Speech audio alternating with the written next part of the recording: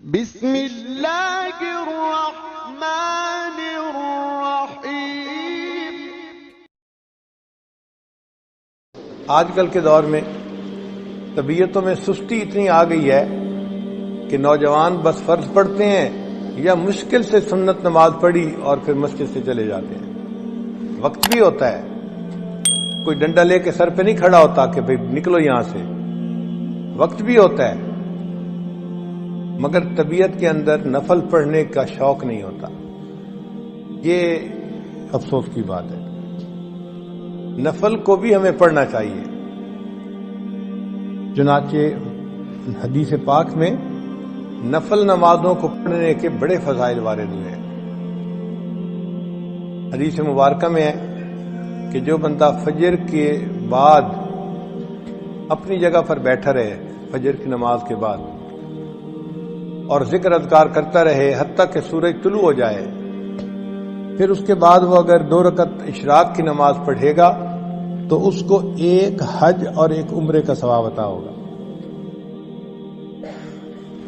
اور صحابی کہتے ہیں کہ نبی علیہ السلام نے جب یہ فرمایا تو 3 دفعہ کہا کہ مکمل مکمل مکمل، یعنی حج اور عمرے کا ثواب تھوڑا نہیں ملے گا، مکمل حج مکمل عمرے کا ثواب ملے گا۔ حیران ہوتے ہیں، حج کرنا تو ایک مشقت والا کام ہے اور بڑا ٹائم لگتا ہے اور پیسے لگتے ہیں، وقت لگتا ہے، اور یہاں 2 رکعت پہ حج کا ثواب مل گیا، عمرے کا ثواب مل گیا۔ تو علماء نے بات سمجھائی کہ دیکھو، ایک ہوتا ہے ضابطہ اور ایک ہوتا ہے رابطہ۔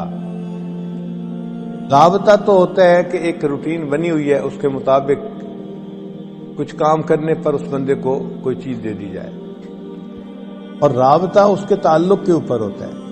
اب اس کی مثال یوں سمجھیں کہ آپ کے ہاں ایک مزدور کام کرتا تھا اور آپ اس کو روزانہ کے 500 روپے دیتے تھے مزدوری کے۔ ایک دن وہ غمزدہ سا بیٹھا ہوا ہے تو آپ اس سے پوچھتے ہیں کہ بھئی کیا ہوا؟ کہتا ہے جی کہ میری بیٹی کی شادی ہے 1 ہفتے کے بعد، اور میرے پاس تو کچھ وسائل نہیں، تو میں بہت پریشان ہوں کہ میں بیٹی کی رخصتی کیسے کروں گا۔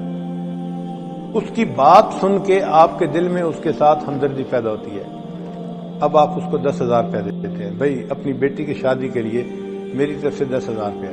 اب دیکھیں، ضابطہ یہ تھا کہ اس نے پورا دن مزدوری کرنی تھی اور 500 روپے کمانے تھے، اور جب مالک سے اس کا رابطہ ہوا تو 2 منٹ کی گفتگو کے بعد اس کو 10,000 روپیہ مل گیا۔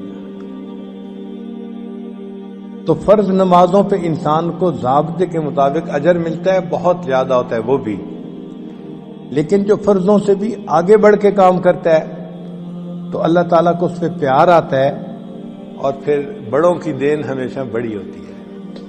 اللہ تعالیٰ اس بندے کو اپنے خزانوں سے دیتے ہیں اور بڑا انعام عطا فرماتے ہیں۔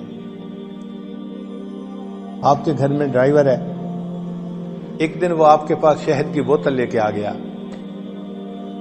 وہ جی ہمارے گاؤں میں درخت کے اوپر شہد کا چھتا لگا ہوا تھا، کل ہم نے اتارا، چونکہ چھوٹی مکھی کا شہد تھا اور خالص تھا تو میں نے سوچا میں آپ کے لیے لے کے آتا ہوں۔ اب وہ شہد کی ایک بوتل آیا، لیکن آپ کے دل میں اپنی جگہ بنا کے چلا گیا کہ آپ نے سوچا کہ اچھا یہ مجھ سے اتنا تعلق رکھنے والا ہے کہ اس کو یہ خیال تھا کہ یہ شہد میں اپنے مالک کو دوں گا تاکہ وہ ناشتے میں استعمال کرے۔